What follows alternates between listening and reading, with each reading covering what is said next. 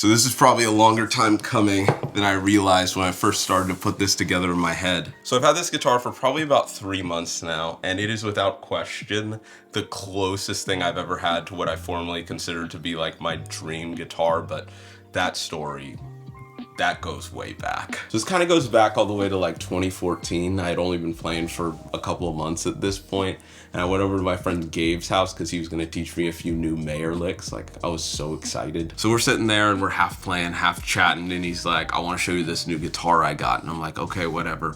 So he pulls it out of the case, and it's this 335. And it was like this instant, immediate connection. I was like, that right there, that is my dream guitar. I mean, honestly, you only really ever get a handful of those like instant go-to magical gear moments in your life. And for a while, it definitely became a thing. Like, anytime anyone would ask me like, what's your favorite guitar of all time? Instantly, it's like 335. I don't care which year, I don't care which specific one. I just wanted that guitar, that cherry red beast that had inspired me all those years ago. I think that's what made the Epiphone so special. I was like, this is the closest I've ever gotten, probably the closest I'll ever get to that dream sort of thing. And I think for just a brief moment before I had gotten that guitar, I had honestly lost the longing, the desire for 335s, and I guess for semi-hollows as a whole, until something very specific ended up reminding me of it. So I go on YouTube and I see this thumbnail, and it's of my friend Gabe, that same guy who had showed me that guitar all those years ago. And it's something very YouTube, like, just got my dream guitar, and I'm thinking, oh, okay, this guy's like a collector. What did he get next? It's gonna be pretty interesting.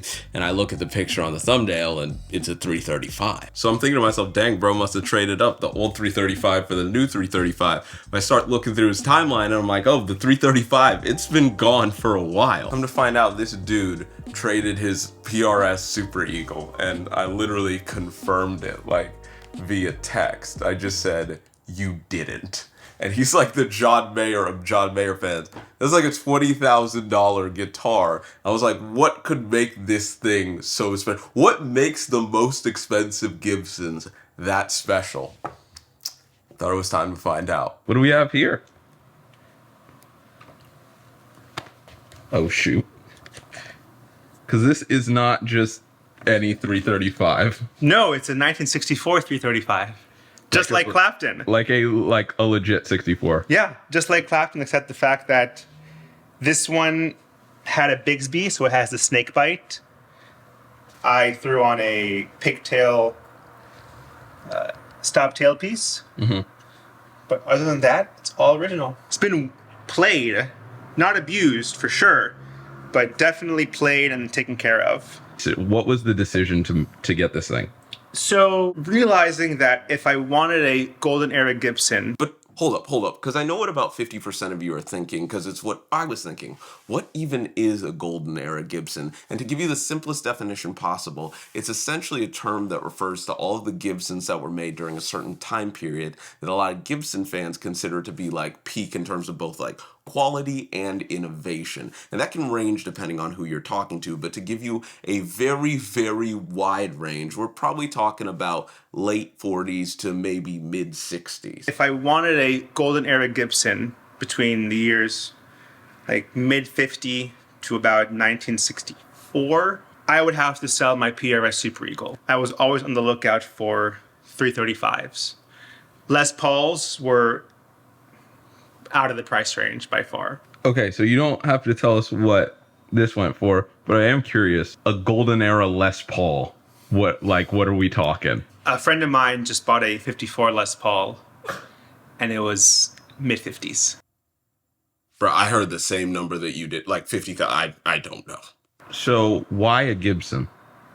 Gibson's the best. Gibson's best? Gibson's the best. This is the guitar that Eric Clapton played with Cream. Is this the exact guitar? No, I mean, the same model. Yeah. 64 335, except Clapton was factory stop tailpiece, not Bigsby.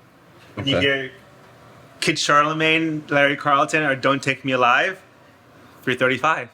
Yes, Josie by Steely Dan from Asia record. That's 335. I'm assuming Asia is also a 335 with Carlton on guitar.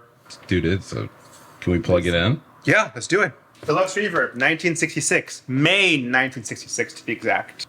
It's the perfect amp. How do you usually mic it up?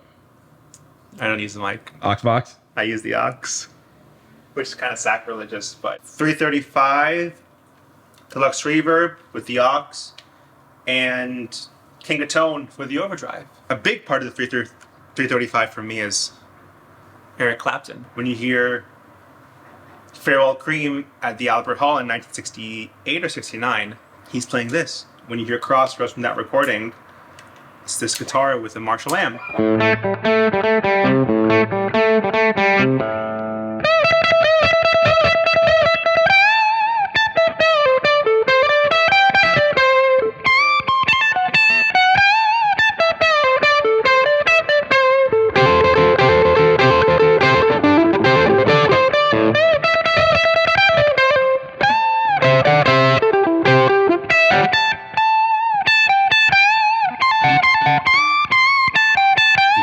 Similar tone. Screams. Yeah, or when you hear like clean, probably neck pickup, and you'll see the neck pickup is a little funky, but you know, it's Larry Carlton / Dean Parks doing.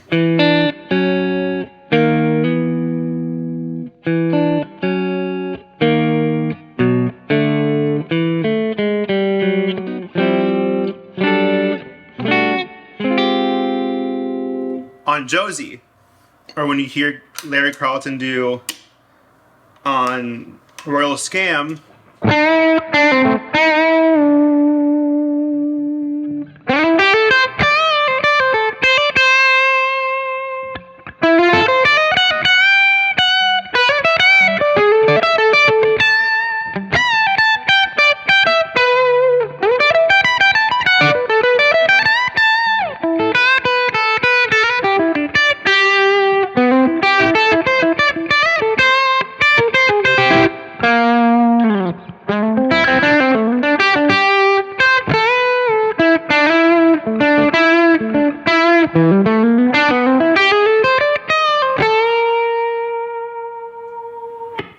Kid Charlemagne, that's all at 335. You mind if I play this thing? Of course.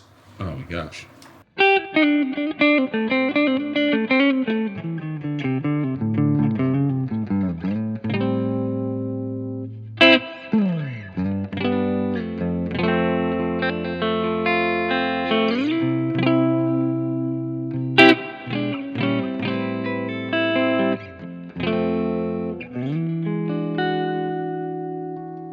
It's got a lot of bite. Yeah, the bridge pickup has a lot of bite. It still has a good enough like low end that's not overbearing.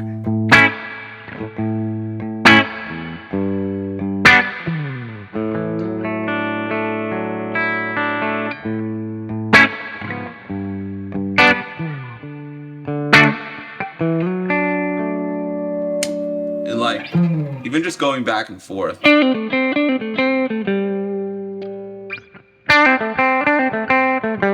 Like, it's complete, like, it's night and day. The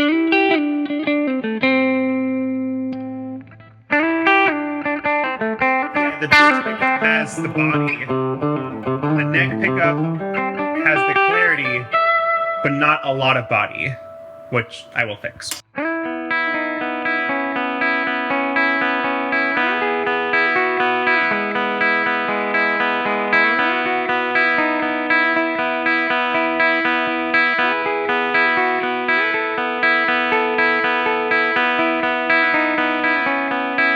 Then you said, what are you using, the King of Tone?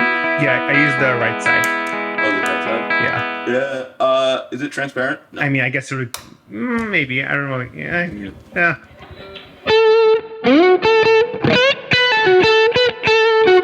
Oh my gosh.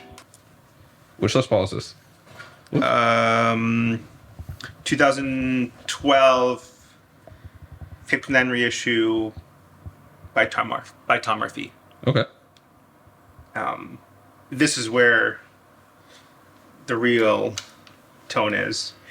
Like when you hear, when you hear a whole lot of love. That's Les Paul. Les Paul is much more beefier, a little more compressed. But the neck pickup here, you'll see is fat.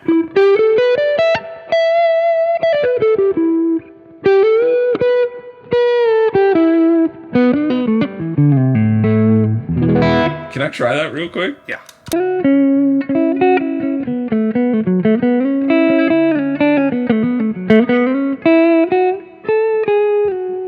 You know what's weird? All of the Les Pauls that I've liked more recently have been with P90s. Really? Yeah. I really like a P90 on Les Paul. Pre-Murphy Lab. It's Tom Murphy age, but it's pre-Murphy Lab. What does that mean? This was done by him personally in 2012-ish. Okay. Murphy Labs now, which makes this maybe a bit more, I don't know, desirable or whatever, is that this has the signature next to the bridge volume pot.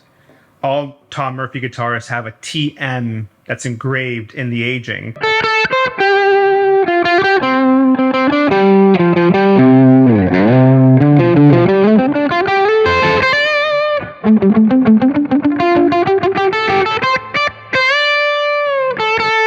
Or I make the amp loud enough that I don't have to go on 10.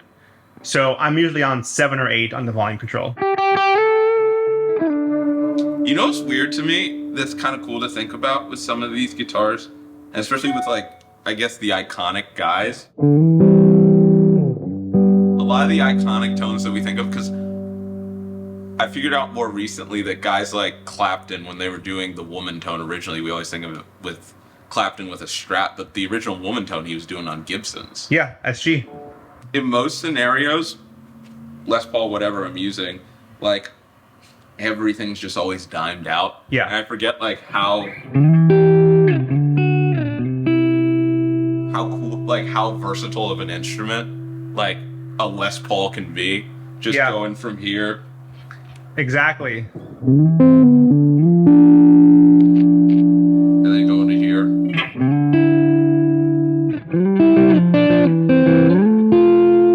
Yeah. Two completely different things. So yeah, that was a legit 63 Gibson. One of the craziest experiences I've had in a while. I learned a ton. Thank you so much to Gabe. Make sure to go follow his channel if you want to learn anything more about Mayer guitars.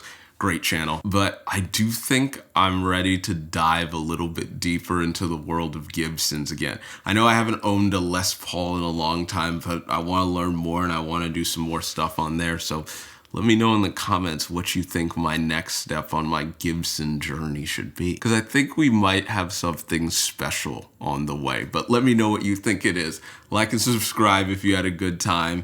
Make sure to check out the links below. And most importantly, have a fantastic night.